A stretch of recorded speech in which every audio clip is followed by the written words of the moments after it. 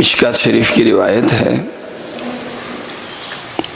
تابعی ہیں حضرت عمران بن حطان، کہتے ہیں کہ میں مدینے میں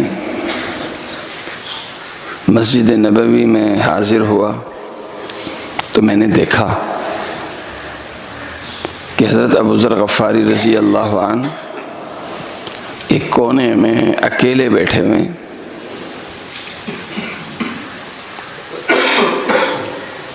میں قریب گیا، میں نے پوچھا ما هذه الوحدہ یا ابا ذر، آپ اکیلے کیوں بیٹھے ہیں؟ میں نے سوال کیا،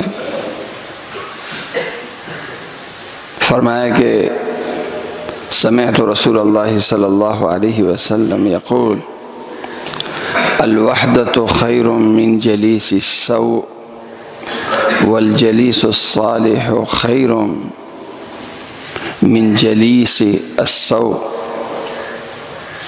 والجلیس الصالح خیر من الوحدۃ وإلقاء الخیر خیر من السکوت والسکوت خیر من القاء الشر۔ حضرت ابو ذر غفاری رضی اللہ عنہ نے فرمایا کہ میں نے پیغمبر پاک صلی اللہ علیہ وسلم کو فرماتے سنا ہے،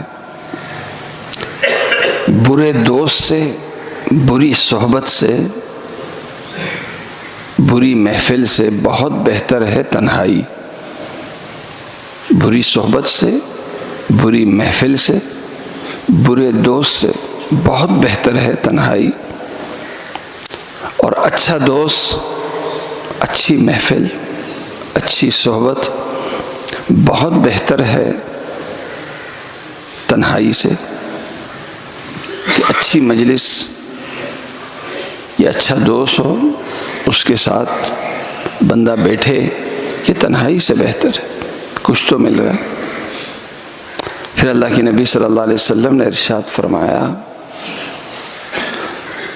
اچھی بات اگر آپ کو مل رہی ہو یا آپ کی زبان سے اچھی بات نکل رہی ہو تو اچھی بات کہنا خاموشی سے بہتر ہے، اور خاموشی بہتر ہے بری بات اور فضول بات کہنے سے۔ ایک کا تعلق بیٹھنے سے ہوا اور ایک کا تعلق زبان سے ہوا۔ تنہائی ہے، تنہائی اپنی ذات میں عبادت ہے۔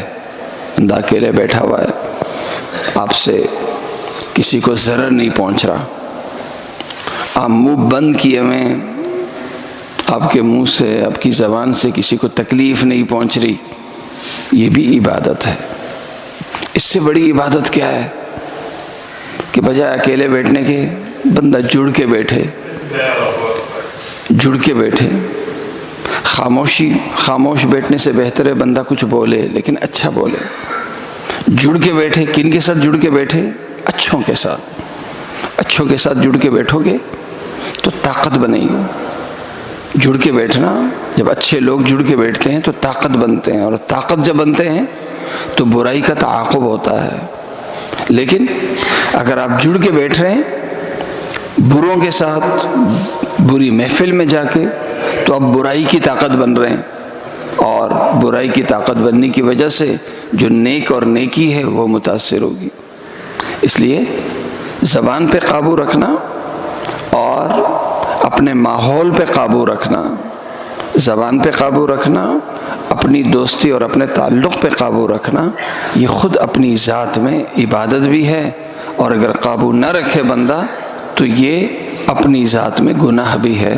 اللہ تعالیٰ مجھے اور آپ سب کو عمل کرنے کی توفیق عطا فرمائے۔